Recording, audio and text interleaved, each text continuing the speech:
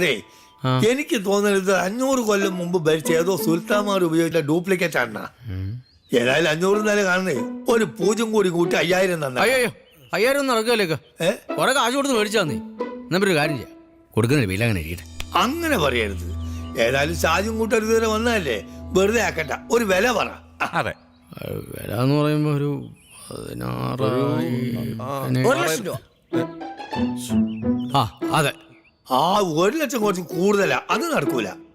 എന്ത് പറയാനാ, ഞമ്മക്ക് ഈ പുരാവസ്തു പോലത്തെ പഴയ സാധനങ്ങളോട് കുറച്ച് മുഹബത്ത് കൂടുതലാണ്.